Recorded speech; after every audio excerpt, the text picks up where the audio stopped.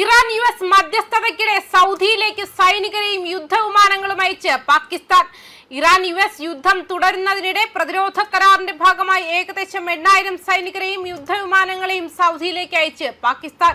ഇറാനുമായുള്ള സംഘർഷ സാധ്യത നിലനിൽക്കുന്ന പശ്ചാത്തലത്തിൽ സൗദിയുടെ അതിർത്തികൾ സംരക്ഷിക്കുന്നതിനായി പാകിസ്ഥാൻ വ്യോമ പ്രതിരോധ സംവിധാനങ്ങളും ഡ്രോണുകളും കൈമാറിയതായാണ് റിപ്പോർട്ട്. അമേരിക്കയ്ക്കും ഇറാനുമിടയിൽ മധ്യസ്ഥനായി പ്രവർത്തിക്കുന്നതിനിടയിലാണ് പാകിസ്ഥാന്റെ പുതിയ നീക്കം. സൗദി അറേബ്യയ്ക്ക് ആണവ സുരക്ഷാ കവചം ഉൾപ്പെടെയുള്ള സൈനിക പിന്തുണ ഉറപ്പാക്കുന്നതാണ് ഈ രഹസ്യ കരാർ.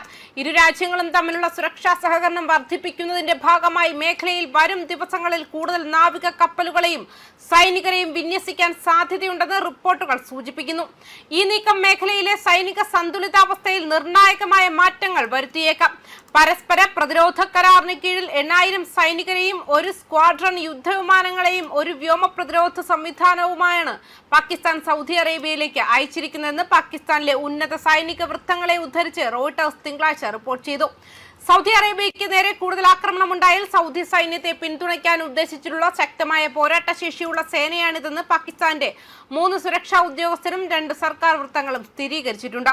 എന്നാൽ ഈ വിന്യാസത്തെക്കുറിച്ചുള്ള വിവരങ്ങൾ സ്ഥിരീകരിക്കുന്നതിനായി പാകിസ്ഥാൻ സൈന്യത്തെയും വിദേശകാര്യ ഓഫീസിനെയും സൗദി അറേബ്യൻ ഗവൺമെന്റ് മീഡിയ ഓഫീസിനെയും സമീപിച്ചെങ്കിലും ആരും മറുപടി നൽകാൻ തയ്യാറായില്ല.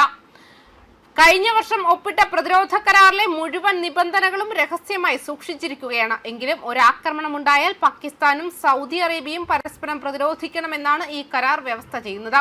സൗദി അറേബ്യയെ പാകിസ്ഥാന്റെ ആണവ സംരക്ഷണത്തിന് കൊണ്ടുവരുമെന്ന് പ്രതിരോധ മന്ത്രി ഖ്വാജ ആസിഫ് മുൻപ് സൂചിപ്പിച്ചിരുന്നു. സ്രോതസ്സുകൾ നൽകുന്ന വിവരമനുസരിച്ച് ഏപ്രിൽ ആദ്യം സൗദി അറേബ്യയിൽ ഏകദേശം 16 വിമാനങ്ങൾ അടങ്ങുന്ന ഒരു പൂർണ്ണ സ്ക്വാഡ്രനെ പാകിസ്ഥാൻ വിന്യസിച്ചിട്ടുണ്ട്.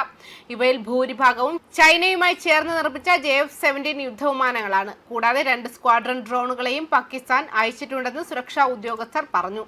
ആവശ്യമെങ്കിൽ കൂടുതൽ അയക്കുമെന്ന ഉറപ്പോടെ ഏകദേശം 8000 സൈനികരെയും ചൈനീസ് HQ-9 വ്യോമ പ്രതിരോധ സംവിധാനത്തെയുമാണ് വിന്യസിച്ചിരിക്കുന്നത്. ഈ സൈനിക ഉപകരണങ്ങൾ പ്രവർത്തിക്കുന്നത് പാകിസ്ഥാൻ ഉദ്യോഗസ്ഥരാണെങ്കിലും ഇതിനുള്ള സാമ്പത്തിക സഹായം നൽകുന്നത് സൗദി അറേബ്യയാണ്. സൈനിക വ്യോമസേന ഉദ്യോഗസ്ഥർക്ക് പ്രാഥമികമായി ഉപദേശക പരിശീലന ചുമതലകളായിരിക്കും ഉണ്ടാവുക. മുൻപത്തെ കരാറുകൾ പ്രകാരം സൗദിയിൽ നിലയുറപ്പിച്ചിട്ടുള്ള ആയിരക്കണക്കിന് പാകിസ്ഥാൻ സൈനികർക്ക് പുറമെയാണ് ഈ പുതിയ വിന്യാസം. പാകിസ്ഥാന്റെ യുദ്ധക്കപ്പലുകൾ സൗദി അറേബ്യയിൽ എത്തിയിട്ടുണ്ടോ എന്ന് സ്ഥിരീകരിക്കാൻ കഴിഞ്ഞിട്ടില്ല. യുദ്ധത്തിന്റെ ആദ്യഘട്ടത്തിൽ സൗദിയിലെ പ്രധാന ഊർജ്ജ നിലയങ്ങൾക്ക് നേരെ ഇറാൻ നടത്തിയ ആക്രമണത്തിൽ ഒരു സൗദി പൗരൻ കൊല്ലപ്പെട്ടതിനെ തുടർന്ന് പാകിസ്ഥാൻ സൗദിയിലേക്ക് വിമാനങ്ങൾ അയച്ചതായി റോയിട്ടേഴ്സ് മുൻപ് റിപ്പോർട്ട് ചെയ്തിരുന്നു.